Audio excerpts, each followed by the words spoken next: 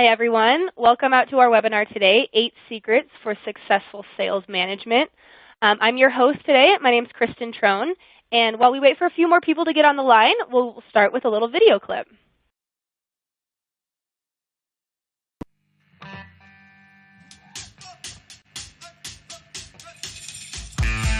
Customers of InsideSales.com know how to sell. They're the best sales teams in the world, and they operate like high-performance machines running on rails. The key to their success? Business process. Once a month, these top executives get together for 3 days to share their business processes, best practices, and strategies. This exclusive gathering is called SpeedCamp. SpeedCamp is facilitated by experts from InsideSales.com's Momentum team. At SpeedCamp, executives first work together to solve an opening case challenge. Then, they get coached on InsideSales.com best practices, practices that developed from decades of research. Finally, coaches and executives roll up their sleeves and work together on individualized success plans. SpeedCamp is hosted at Sundance, Utah. For 3 days, InsideSales.com takes care of everything. 5-star accommodations, black car service, and the beautiful Wasatch Mountains provide the perfect setting for 100% focus on improving sales results. I thought it was really cool to be able to talk to other people who manage and deal with inside sales organizations and hear different perspectives. I thought the case study was awesome. The benchmarking exercise showing where we rank with others in the industry. I can't say anything but positive things about the Momentum team. InsideSales.com customers know how to sell. SpeedCamp gets them to the next level.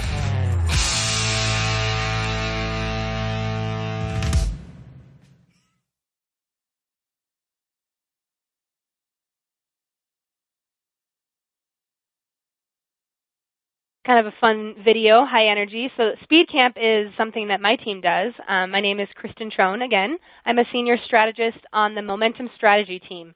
So we do training for sales executives, training and accompaniment with our platform to help people be more successful and really see the business impact.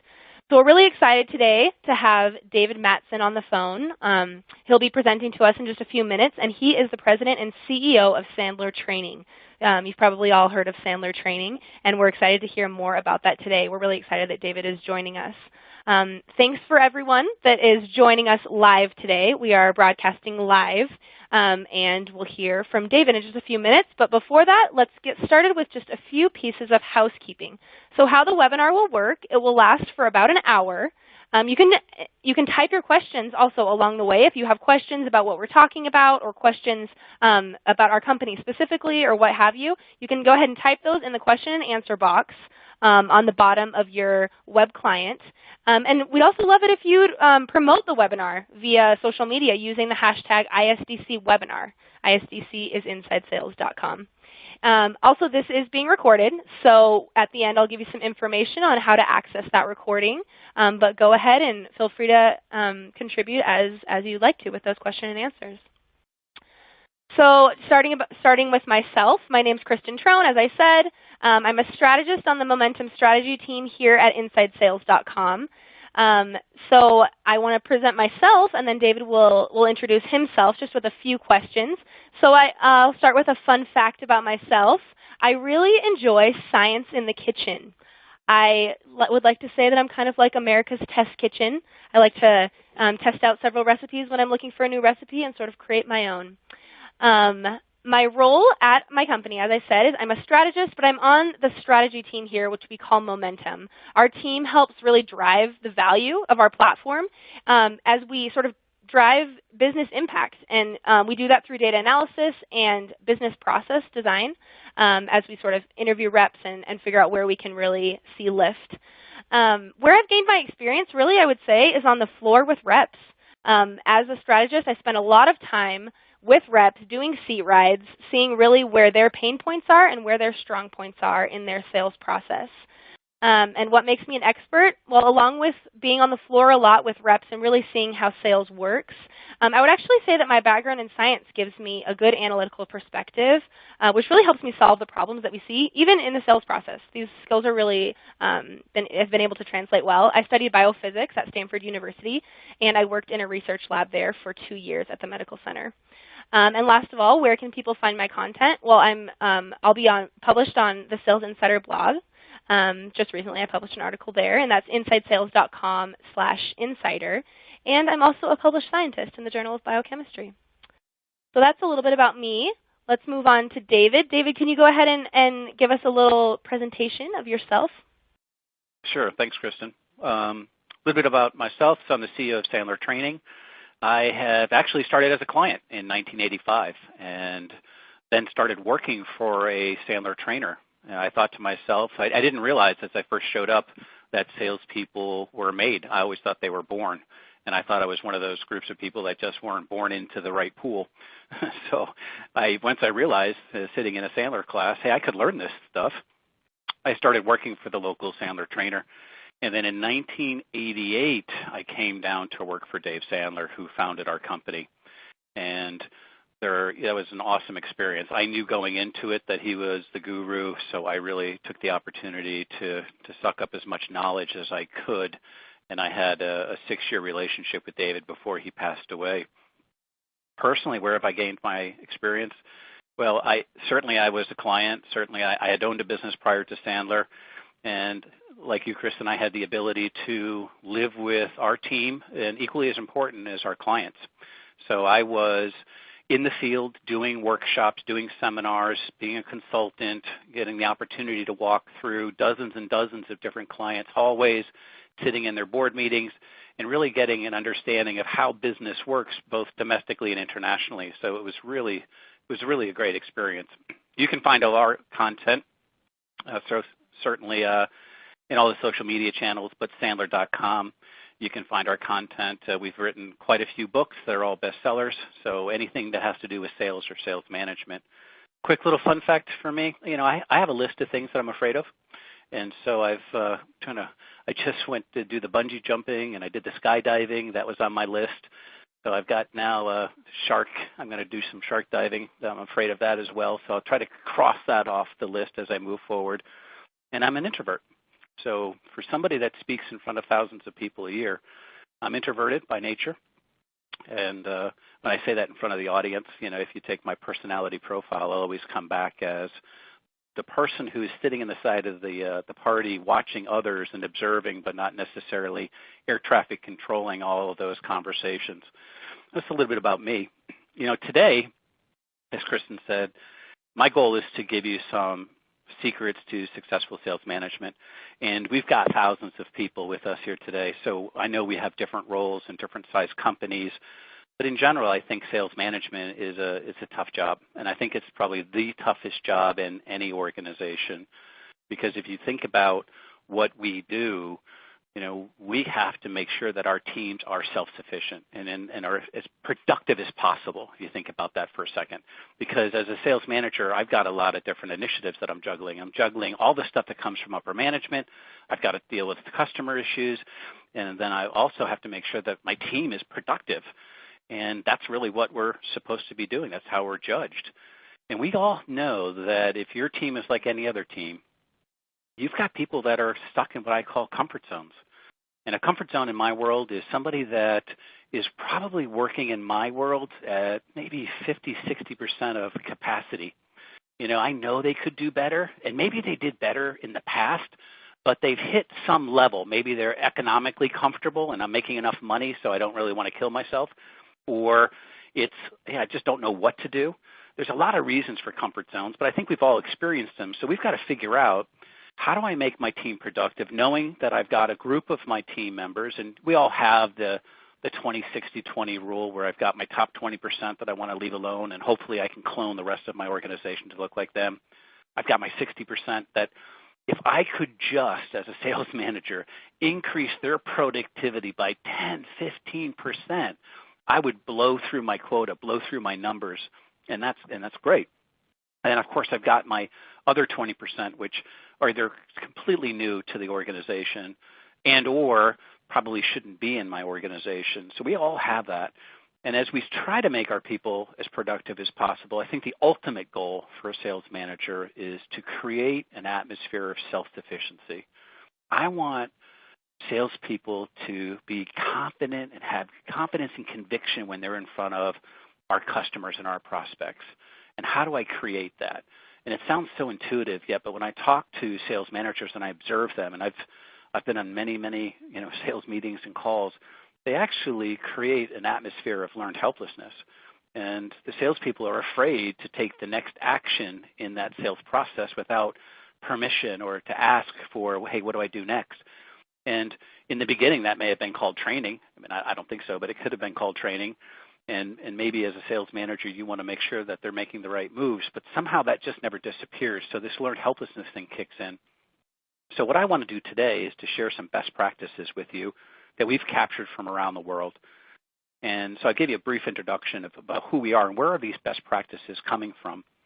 So Sandler's been around for many years, almost 50 years now, and we have won tons of awards. I mean, we've got the top training company from Training Magazine. We've got the top sales training company from Personal Selling Power, certainly top management company from Entrepreneur. So those are all great. The ones that I love, though, are the highest return on investment. So regardless if you do it on your own or if you go outside to somebody else, Sandler always ends up with the highest ROI in three big categories. One is for individual producers. So for an individual producer, we always rank the highest. For team quota, we rank the highest. And then for customer renewal, we rank the highest. So, we've got 265 training centers in 31 different countries. And we've got, I have to say, by far the best trainers in the world because all of our trainers came from the sales world and came from the management world. So when you ask them, hey, let me see you do that, they will automatically kick into role play. I mean, I'm honored to lead that organization. They are rock stars. So let me kind of walk through some of the best practices, and I'm going to couch this as a health check if I can. So let's talk about each and every one of them. You take what I'm going to share with you, and hopefully these are actionable things that you can take back and into your organization. But I'd also like you to go back and say, okay, where do I stack up? Do we actually do some of the things that the Sandlers just talked about? First one is to create a sales template. So you've got to create a sales template. When I do executive coaching, the topic that always comes up is I'm trying to create a sales culture. I want to make sure that my team has a common process, a common language. And I firmly believe, and Sandler firmly believes, that you do need a common sales language as an organization. So as a sales manager, you have to ask yourself, is that happening? And so if you think about why do I need a common language? If I manage, I don't care if it's 20 people or 200 people, is that really important to have a common language within my team? I think it is, because if you zoom back for a second, you have to say, okay, well, are salespeople made or are they born?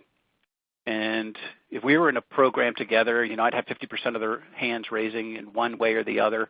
But for the most part, I think that they're made. That doesn't mean that we don't have skills. Like I'm introverted.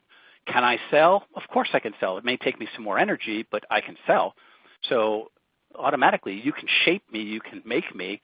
I don't think my parents drove me to sporting events, or they drove me to all the extracurricular activities so I could grow up to be a salesperson.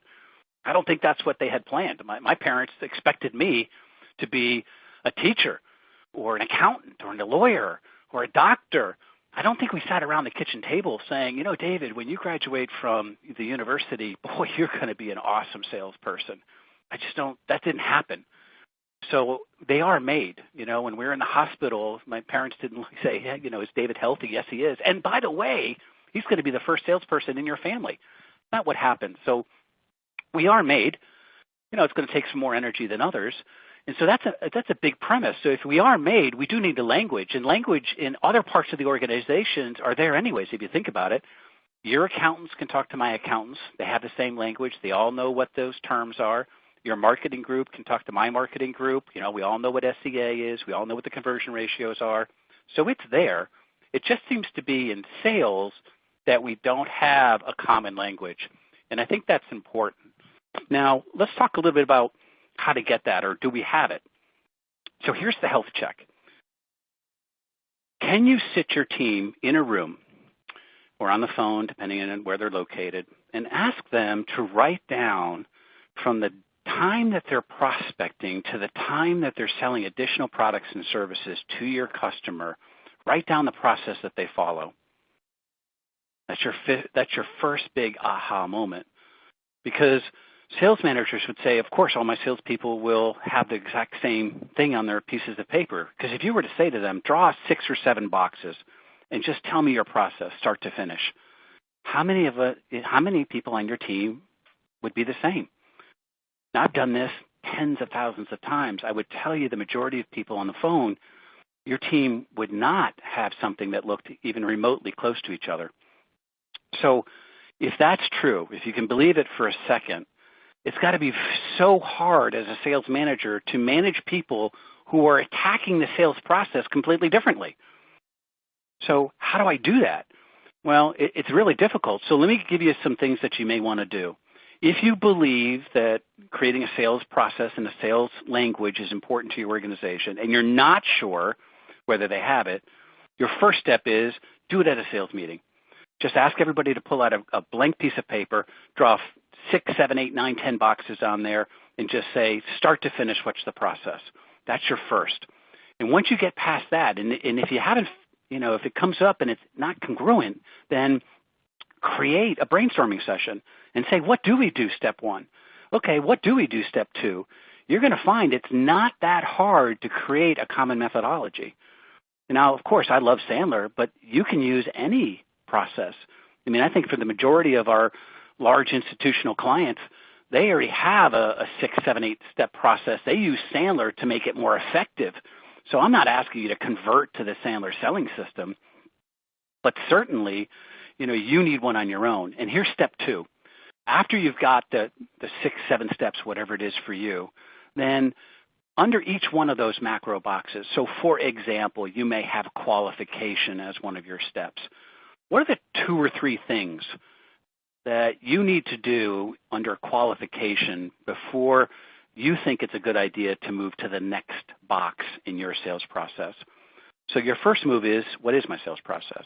Your second move is, what are the 2 or 3 things that I need under each step in order for me to move forward?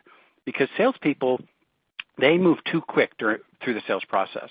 You have stuff in your sales funnel that shouldn't be there or lives there for too long. So you need to figure out, in my world under qualification, I need pain, money, and decision. If I don't have 3 to 5 pains and I don't have the impacts and I don't have the financial ramifications, then I know that prospect or customer is not necessarily qualified. And so I wouldn't jump, let's say, to presentation. So once you have that, now it's easy. So when I go to highly productive companies, I can walk down the hallway with a sales manager, and they can stop anyone and say, what's our sales process? And they can rattle it off, stage 1, stage 2, stage 3, stage 4. And what are the 2 or 3 things that I need to do before we move from stage 1 to stage 2? And those salespeople know it, and they are growing at phenomenal rates. And some people have taken a shortcut. They'll say, well, I'm going to hire a veteran. I'll hire somebody that's got the industry experience for 20 years. And that's good. That helps. But the fact of the matter is that doesn't necessarily mirror what you're doing at your company. I've been with, let's say, financial institutions, and they've hired veterans from a different industry, and they had a $100 million portfolio, and they came to this particular bank, and they said, well, my gosh, the person failed. Why is that? Well, because they were actually farming over in their other business, and you're asking them to hunt over here, and that process is completely different, and it's really hard. So I think you do need that methodology, because as a sales manager, you need to coach and train to the methodology. And so if I had, let's just say, 7 steps in your process, and you know that your top producers, there should be a 30% conversion from step 2 to step 3. But yet the person that you're in front of coaching, this individual sales rep, only has a 6% conversion rate, then there's something wrong. Because now the process allows you to be a scientist. The process allows you to say, where's my high water mark? What's my benchmark for success? It also allows you to say, where are my individual contributors, my salespeople, need help? Because then you can take an individual against your high water mark and say, where can I help them? And that's really important. There's a good test to see if you've got a common methodology. Most organizations are frustrated by the fact that they're not utilizing the CRM as much as they should. And I'm a huge fan of CRM. And we train most of the CRM organizations. But when your company's not utilizing the CRM and you hear things like, from your salespeople, hey, I'd love to do the CRM, but, you have to pick. Do you want me to talk to more customers and prospects, or do you want me to fill out the CRM stuff? You choose, boss. And you've all heard variations of that.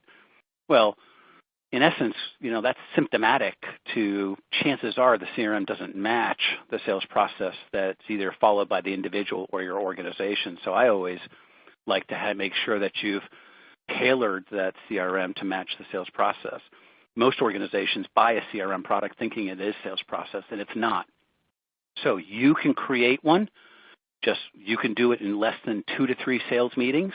Again, macro first, and then go under each one of those 4 or 5 steps and say, what are the 2 or 3 things that I need to accomplish before it's a good idea to progress, to move to the next step. See, salespeople, we tend to suffer, and I am one of them, from premature presentation syndrome. If my prospect tells me that they're qualified and they want it, I tend to believe them. And I forget, and I move too fast through the process because I don't have a process. And there is a rule in sales. You either have a process or by default, you are going to follow your prospect's process. And I'd like to lead the dance, as they say. I want to be able to say to my prospect, here's the process. And that's an easy thing, and I think if you have one for yourself, you'll find it there as well. So let me just do a quick poll, if I could. How many of us have a common language or sales process across your team?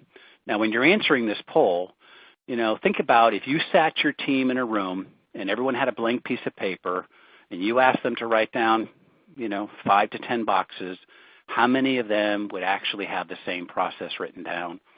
And then I'll ask the advanced question, which is how many of us would have the same 2 or 3 things underneath? So take a couple seconds, just say, yes, I've got one, or no, I don't, and then we'll kind of move on to the next step.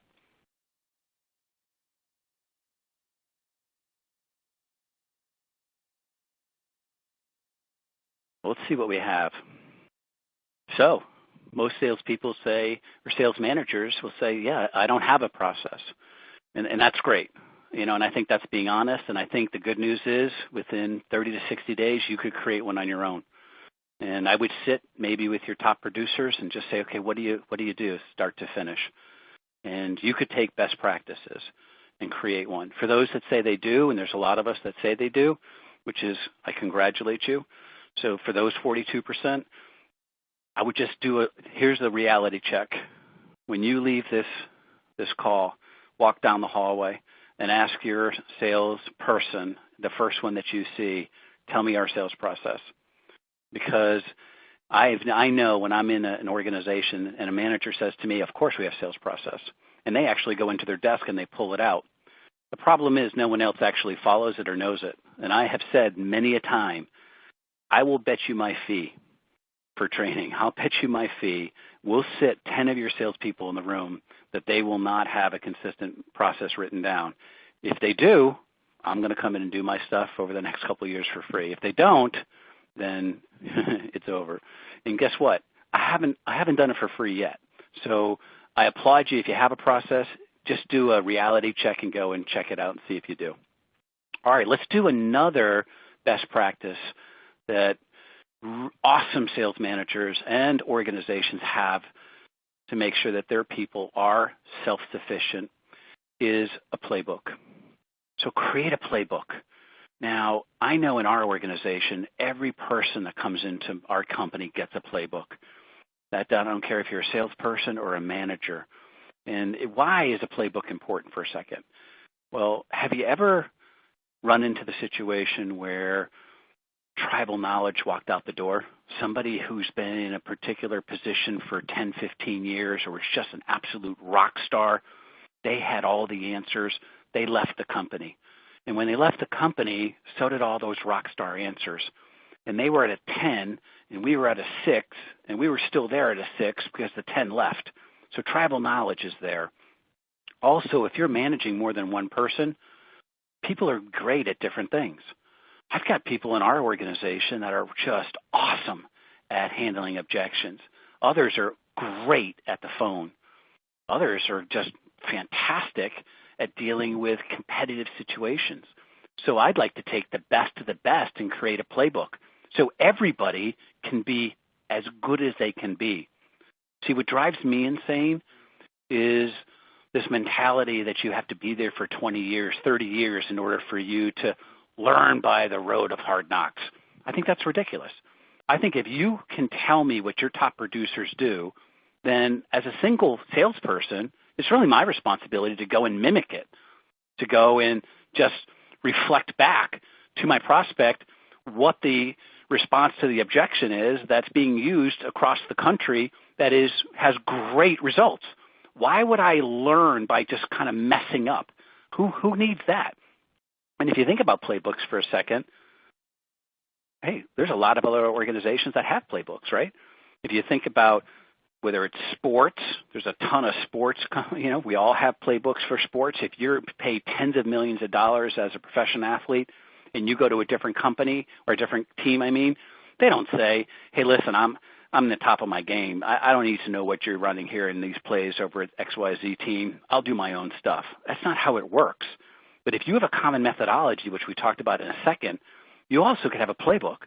And the playbook just gives them all the great stuff. So what could be in a playbook? Well, here's what's in our playbooks. And I'll give you some topics. So how do you do a 30-second commercial? What is your 30-second commercial? And a playbook would have the best 30-second commercial, the best phone call. Here's how you leverage LinkedIn. Here's your LinkedIn referral script. Here's the top 10 objections that we hear and the responses to them. Here's your first call. Here's how you do that. Here's how you open your presentation.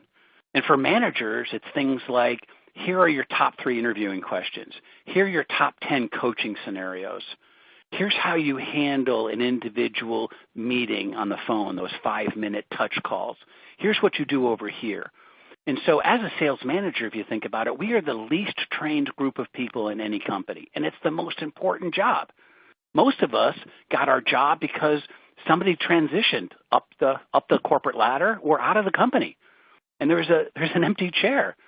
I didn't go through 6 months of onboarding. I don't think anyone did here on the phone either. I think what happens is they said, you were great at what you did.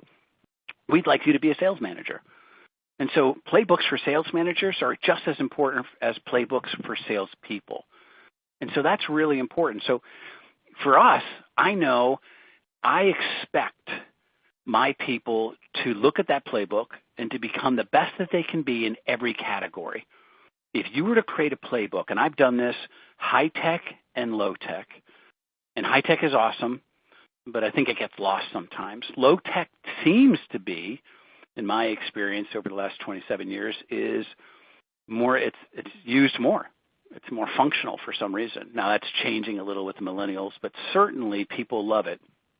And I've actually, for us, we open up it almost look like a folder, and there's a series of cards, and they just get to lift them up, and it's really kind of cool.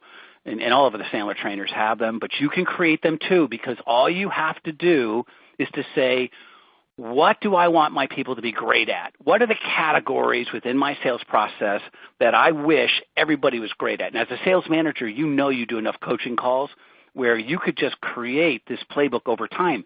Because that's the other thing. Sales manager will always say, great idea, but I don't have enough time to get this done. Dave, awesome, but you just cost me about another 70 hours worth of work. Not true. If you agree that a playbook is important and you're capturing the best practices for your company, for your team, then just say, how long is that going to take me to get done? And I picked a year. And you can just either have your team help you, like, hey, that was an awesome response to the objection that we've never heard of you before. So I would get off the phone. I would either type it up or I would use Audio Acrobat, which is just, I get to call a number and I'm talking into the phone. Next thing you know, I've captured the audio link. I've got a written script. So there's a ton of technology out there that will help you do this, but don't do it on your own, because if it's your playbook, everyone will deny that it's great. If you have your team co-create it, it becomes from yours to ours, and they'll love it. And I give people strokes at team meetings for their contribution to the playbook. And once you start giving accolades for things that you want done, more and more people will do it. So it doesn't take that long. You don't have to do it on your own. But I would suggest to you get one so you'll never lose tribal knowledge. And equally as important, your new hires will have the same scripts, the same responses as people who have been there for years. And that is awesome. So let's talk about our next health check or tactic or best practice that I would like you to think about as a sales manager. It's self-sufficiency through rehearsal. Now, rehearsal is a nice phrase, but what does it mean? It's actually role play group. No one likes that word called role play. If you think about it in a sales meeting, if you said, hey, listen, I've got a great topic for today's meeting, we're going to role play. You'd be like chirp, chirp, chirp, right? Everyone's looking down. Oh, I'm filling out my CRM, boss, don't worry. So no one likes to do it because no one likes to be made a fool of or no one likes to be called out. So, but yet there is a right way to do role play, and role play is one of the most effective tools to change the way people behave. So if you think about it, and I used sports a couple seconds ago for the playbook, but sports actually role plays, don't they? They practice and practice and practice all week long. Doctors practice. At theater, you don't think the first time you watch theater is that's the first time they did it? No way. They've practiced endlessly. And so do pilots. Pilots practice. It's just in the world of sales, for some reason, we don't sit there and role play. We don't practice. We don't do that, and we should. I mean, some of us, the first time we've heard some of the things that we say is the same time that our prospect or customer heard it. And it's important. As sales managers, you know and I know when a rep calls you and says, hey, I'm about to go on a call, what should I do? And you say, oh, awesome. I was about to fill out another, paperwork. I love this part of my job. And you say, do this, this, this, this, this, and this. And they'll say, okay, got it. And you feel good about yourself as well, right? You hang up the phone, or you could have been live. And you watch it or you hear it later, and not one thing that you said actually happened on that call, even though they said, yep, sounds awesome. Why is that? Well, because under pressure, people revert back to what they're accustomed to doing. And so you need to create new muscle memory because you told them what to do. They said, yeah, I got it. And then they went back to their old muscle memory because people remember 20% of what they hear. They remember 30% of what they see, but they remember 90% of what they themselves say and do. Now think about that for a second. If you believe the premise that salespeople are made and you can shape people, doesn't mean you're going to dramatically change, but you could shape them. And if you believe that people remember what they say and they don't remember everything that you say, and if you're married, you know that's true, right? Everybody remembers what they said, but no one remembers what their spouse says. So it's just fact. It's human nature.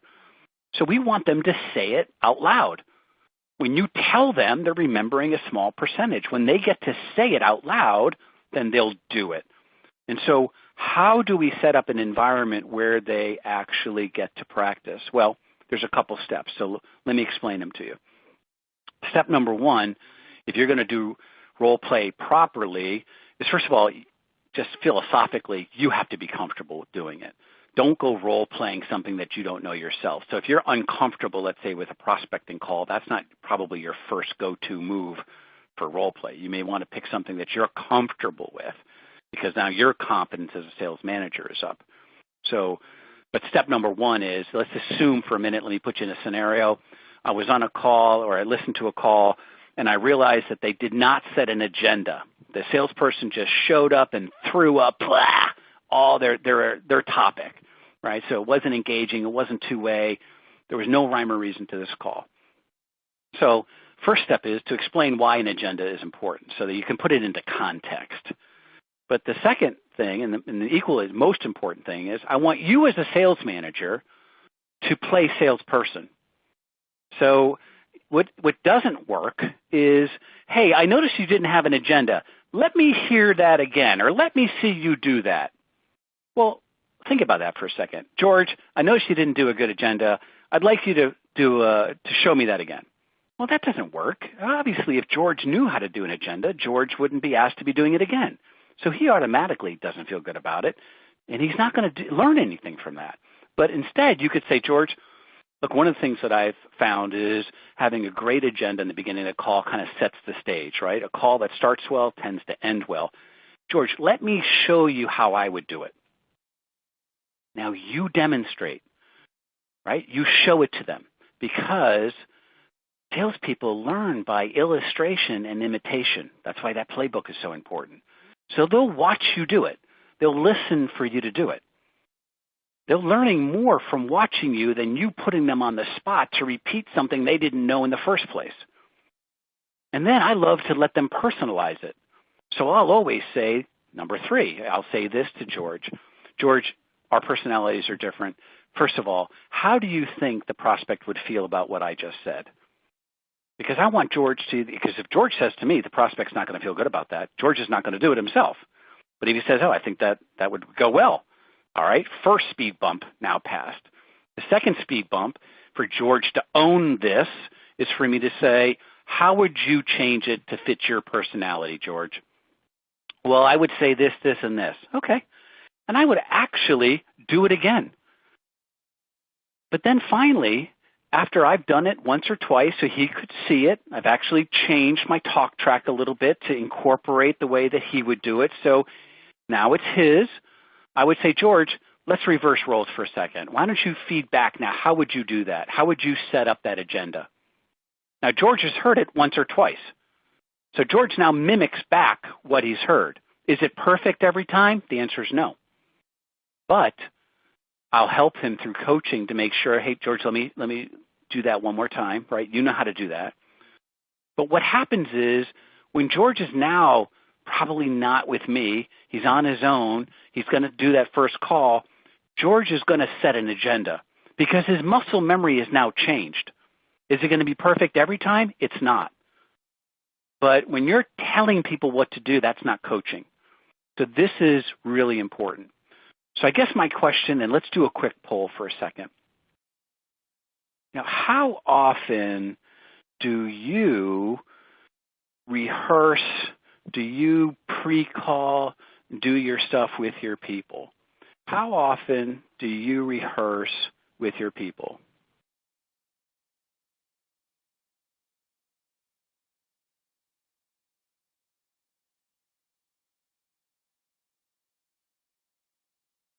All right, let's see what we got. All right, so hey, monthly, we got it. Quarterly, I got that too. Okay, so that's good. So I would ask yourselves, how often do you role play? And I know that you start to think about when you're debriefing, and I'm going to talk about that in a second because I'm going to give you another tactic to think about. I'd like you to think about how often do you role play. My personal goal is that I'm going to role play with a sales rep at least 3 times a day. Not the same sales rep, but that's my personal goal for what we're doing. All right, let's move. Let's talk about debriefing because we just did that. But I think if you think about debriefing or a call, there's probably 3 stages to a call, right? So you've got 3 stages. Everything that happens before a call, the call itself, and the post-call. So if you think about those 3 stages, right, I've got my pre-call planning, I've got the actual call, I have my post-call activity. And it's just a sidestep for a second. You should have a pre-call planner. You should demand it from your salespeople because I think if people have a pre-call planner, and it shouldn't be a 17-pager, it should be something that takes them less than 20 minutes, their call efficiency will increase. Now let's talk about the debriefing because I'm going to give you something to think about for a second. One is, how often do you have, or do you said you guys debrief often, which is great, but I'd like to offer you a thought or a best practice, which is to create a standardized debriefing set of questions. So because what most sales managers do is that they'll say to a sales rep, how did it go? And the sales rep answers it. And then they'll ask another question, another question, another question. But there's no rhyme or reasons for the questions that the sales manager is asking the rep, right? Because it's going to be reactive, and I get that, and it's real life. That's what sales managers tell me. That's cool. But let me tell you what Dave Sandler did to me when I first showed up to work for him. He said, David, I'll be your sales manager. And I'm not going to be on every call, but the calls that I will be talking to you about, here is the list of questions that I will ask you. I said, what? And I looked at the list. They had 10 questions. And he goes, I'm going to ask you these questions every time. Now, I could also ask you 50 other questions, but these 10 questions I'm going to ask you every single time. I said, wow, okay. So I looked at the questions, and I said, well, I ask these questions sometimes. I ask these questions all the time. But by printing out the standard list of questions that he was going to ask me every time we talked about an individual opportunity, he shaped my behavior. Because think about what happened. When I went on a sales call and he wasn't there, up popped Dave Sandler to say, you better ask the prospect this question. And I started to shape my calls based on the list of questions that he produced for me. Because if you don't produce the questions, then the salesperson doesn't really get too much benefit, if you think about creating self-sufficiency, from just random questions. So they don't get to learn as much as they have to, and that's really important for us to do. So I need you to think about, right? So we talked about this. I want you to really think about as we go is, do you have a standard set of debrief questions for your team? Because Sandler handed me one for the first call. He also handed me one for the second call. And then before I could actually do a presentation, then he would give me one and says, look, here are the 5 things that you have to absolutely answer before we can do a presentation. So think about it for a second. That's an important thing. Now, I'm going to jump to a thing on prospecting. So let me talk to you about prospecting plans, because I asked you how often you debrief, so you guys kind of responded to that already. So I don't want to beat a dead horse on that particular poll because we covered it. But let me give you some more content, because if you believe that people should be self-sufficient, you believe you should be debriefing, you know you should be creating a playbook, let's talk about the beginning of the funnel for a second. Here's what I'd like you to ask yourselves. Could your team answer how many unique conversations do I need as an individual rep in order to hit my quota? Now, many people would say, of course, my people know that question, but they don't really. I've asked that question a million times. I say, how many unique conversations do you need in order to hit your goal? And they look at you. They know their quota. They probably know how many presentations they need, but they don't know how many unique conversations they need. Because I believe if you need to track your behaviors, I cannot control whether prospects say yes or no, which is at the end of the funnel. I can control how many unique conversations that I have. That could be with unique prospects, or it could be with an existing customer on a unique situation or a different product or service. But that is a key, because once they know that number, then you can start to manage that number. So hypothetically, let's say it's 20, because that's our number at Sandler. I know that I need 20 unique conversations, right? So I need 2 unique conversations per day, face-to-face meetings per day, in order to hit your numbers. Now, if you think about that for a second, that's an important thing. That's an important aha moment. So here's how you create what I'm going to call a prospecting plan. There are 3 steps. Your first step in creating a prospecting plan is to come up with, what is that number? So how many unique conversations do they need in order to be successful? Step number 2 is to list out, where would they come from? So where are my top 5 prospecting sources? Where do they come from? You may say things like, well, LinkedIn, or it could be customer referrals, it could be networking. could be strategic alliances, but come up with your top 5 to 6 prospecting methods. Most organizations can come up with about 20 to 25, but pick your top 5. Right? And again, based on personality, because Dave Mattson, as an example, I'm not going to go to a networking meeting. I'm an introvert. I mean, I'll do it, but it's not on my top 5. Now, here's the thing that's magical, step number 3. If I know it's 20 and I know my top prospecting sources, I want to take my number, which is 20, and I know my top 5, and I want to assign a number to each of my prospecting sources. So hypothetically, I may expect 12 leads from my LinkedIn referral source. I may expect 5 from my customer referrals. I may expect 3 from networking. But you have to actually put a number to each of your lead sources as your goal, because now you can track it. Because if I'm the 15th of the month and my goal was to get 12 LinkedIn leads and I only had 3, now I'm responsible and accountable as an individual rep to go get that number. See, most reps sit around and say, well, where are my leads? Well, listen, how do I get this done? You should put all the pressure on them. So for us, if you create a prospecting plan, they know the number, they know the sources, they know the goal of where they should be getting by source, then you can track. And you'll also figure out where new sources pop up that maybe you didn't even expect that start to hit that number. And that's really important. So prospecting plans, if you can create more top of the funnel activity, the better off you're going to be. So ask yourself, could they answer that question?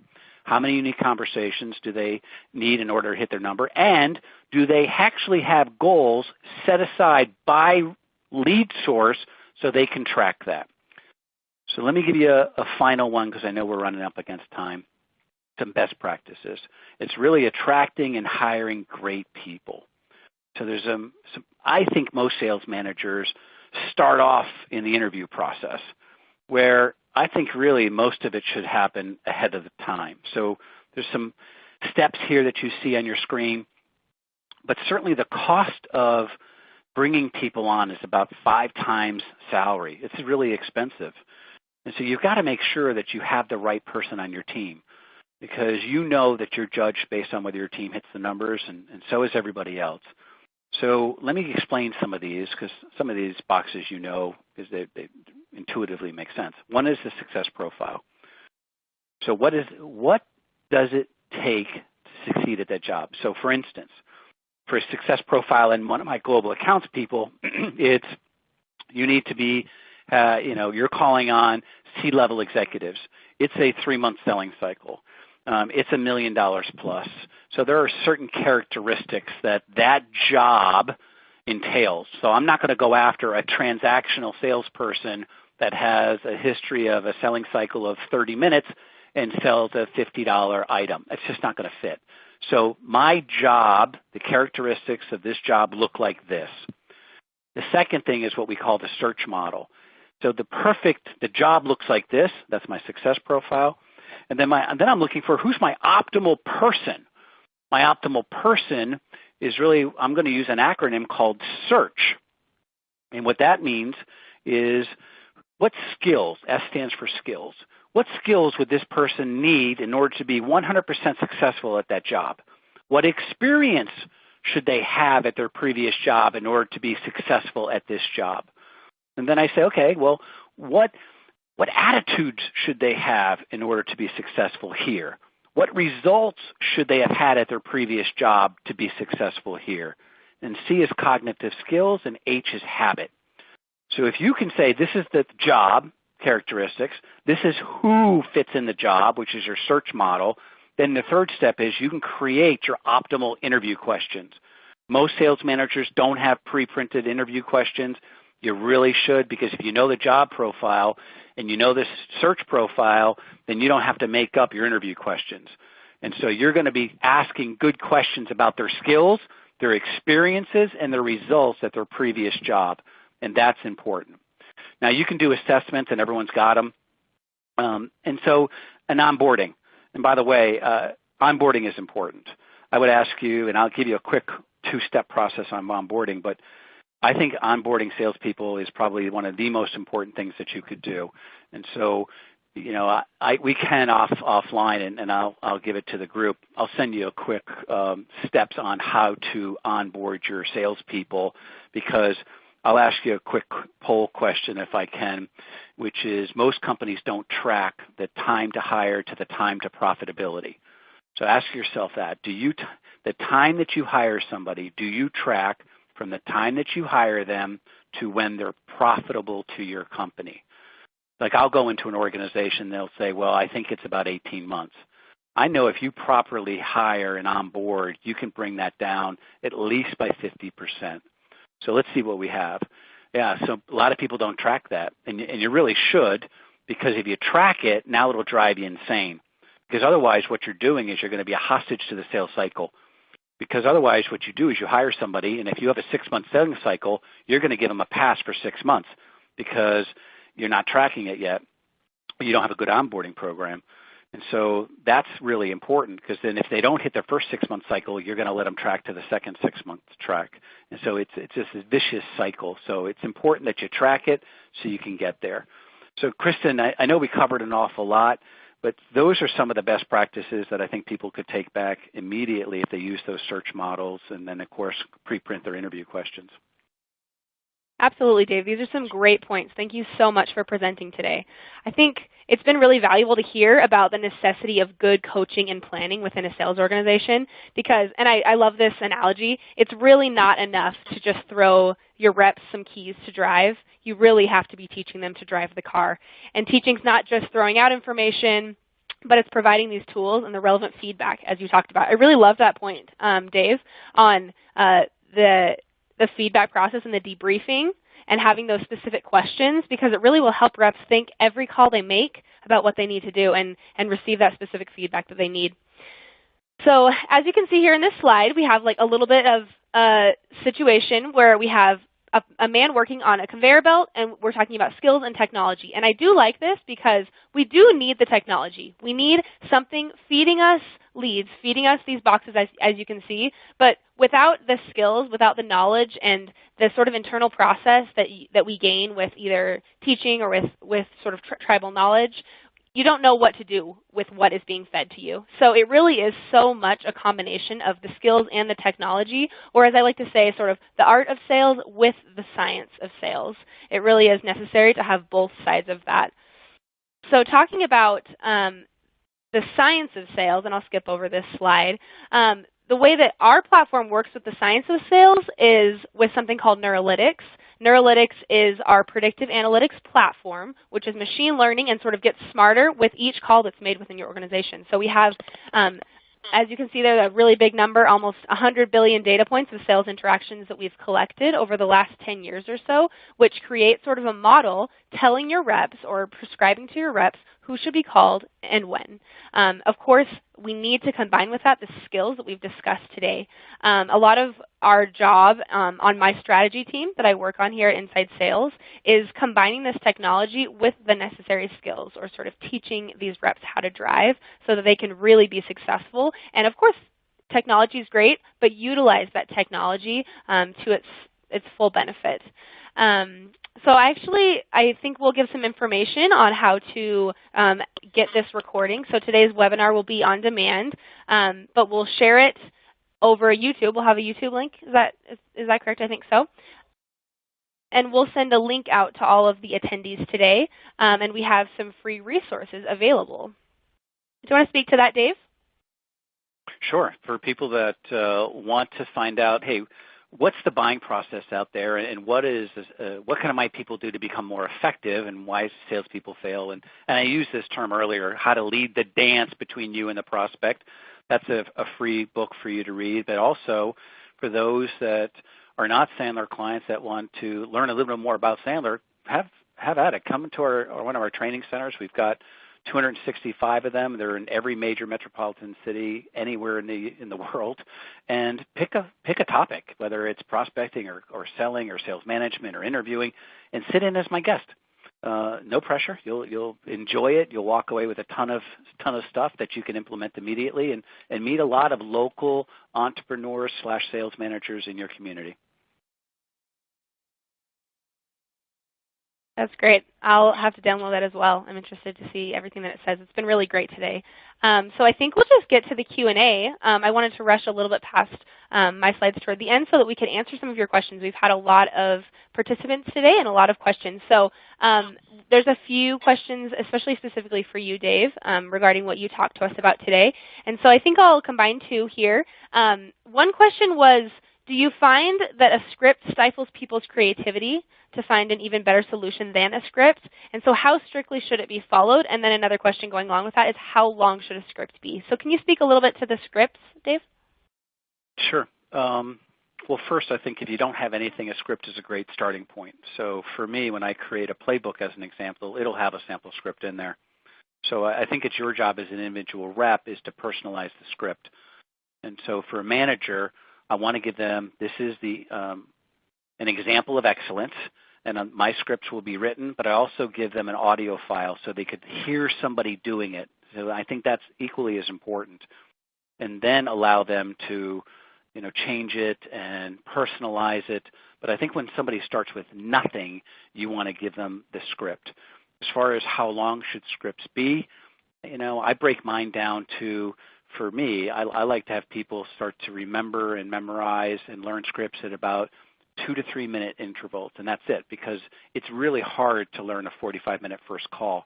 But if you can learn the key components in these smaller chunks, then you're more apt to remember it. And it never, ever happens in the real world like it does on a script anyways. Never. And that's why you need to make it yours and create your own muscle memory, because regardless of what happens on a real call, whatever comes out, you'll be far better off than if you had nothing. David Sandler used to always say to me, David, you can practice and rehearse all you want to. When you're in front of a prospect or a customer, forget everything and be natural. And that's true, and that's why you need Kristen to create that new muscle memory. Great answer there. Thank you. We also had a question regarding sales professionals or sales management that isn't really interested in a sales process. So one person said, and this was great, what happens when a sales professionals are not coachable? And that Jessica also talks about a sales manager that she works with that doesn't see a need for a sales process. She says it doesn't really apply to her and what she's selling. So can you speak a little bit to that, sort of convincing the people that you're working with, management, of the necessity of a sales process? Well, yeah, I think if we're out selling and we don't have a common process, then I'm not sure what direction we're heading. If I look at a pilot, and I fly an awful lot, those people have spent years and years in the military for the most part, but yet they still sit there with a pre-call checklist going through it. They have process. Now, for some sales managers, sometimes the cop-out is, I don't know what a sales process should be, and I don't necessarily know how to start it, so therefore we don't need one.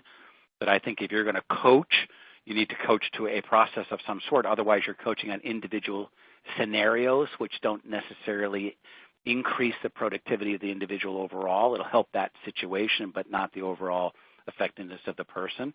But I also think that for sales managers, if you've determined, hey, my business just doesn't need one. I don't know who you are yet because I've never run into one, but I'm sure they're out there. But I think then as an individual contributor, you need to figure out what your process is. I wouldn't say, hey, my sales manager or my company doesn't have one, so therefore I don't need one. At the end of the day, you need to be responsible for you and your family. I would say, what are my top producers doing? I'd like to replicate that and call it my sales process.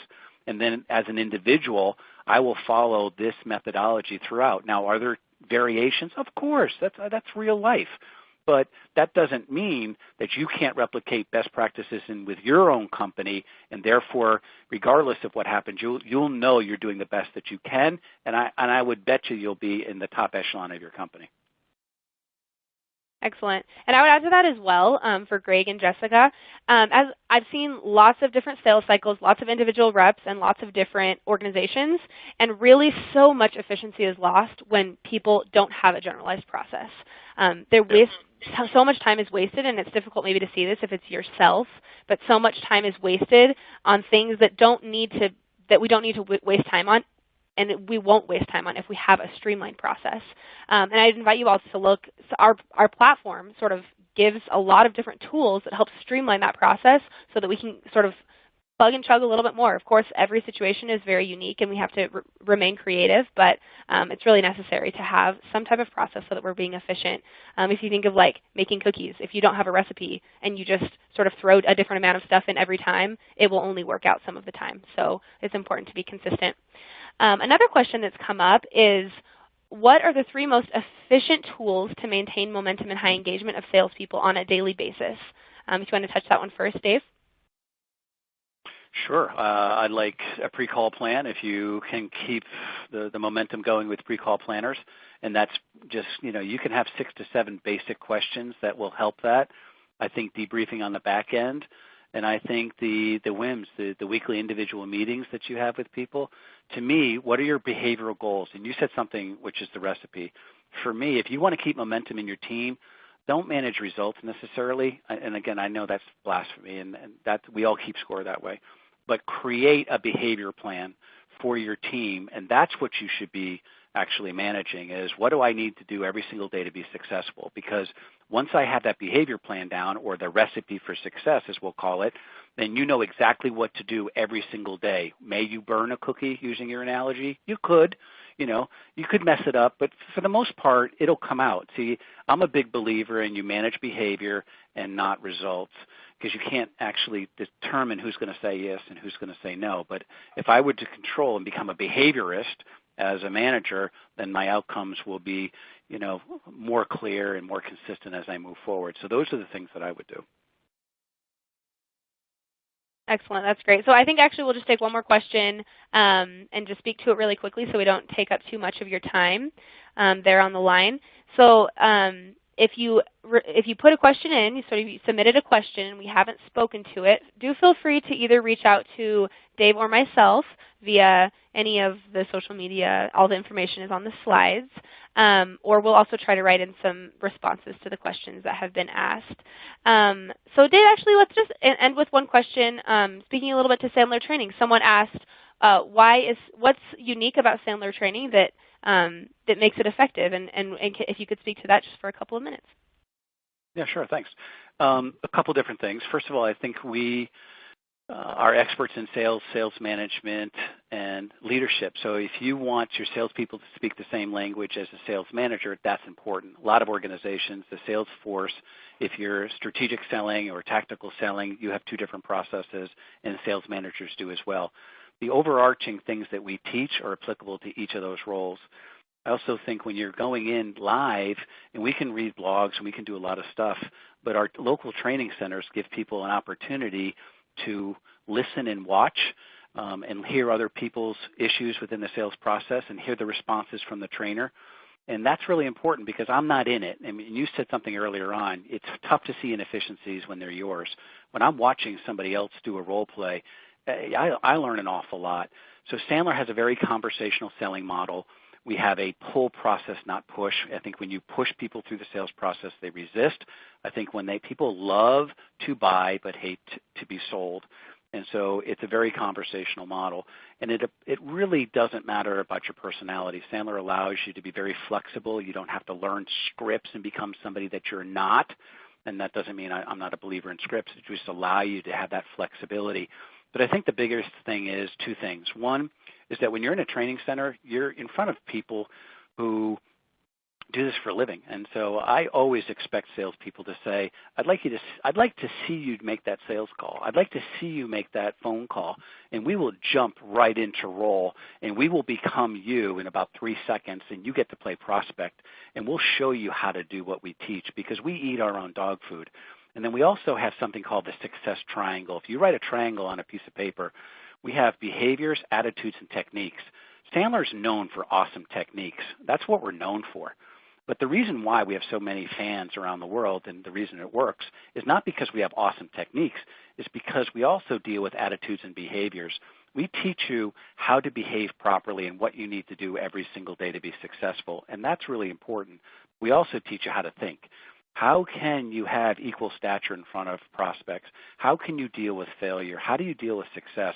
So if you think differently and behave differently and say different things, that's a winning combination. And so I think most organizations just deal with technique training, and that's why when you leave a seminar or you leave a program, you have a spike of productivity for about 30 to 60 days, and everyone goes right back to normal. And that's what we have learned, that doesn't work, and we've overcome that by using those 3 areas every time we teach you something. That's excellent context, Dave. Thanks so much. So we're a couple minutes over the hour. I think we'll just end it out here. Again, thanks everyone for joining us live today, and a special thanks to Dave for all of the input that he's given us, all of the great information. And we would encourage you all to connect with us on social media if you have any questions. Certainly download that ebook and check out InsideSales.com. Thanks everyone, and have a great afternoon.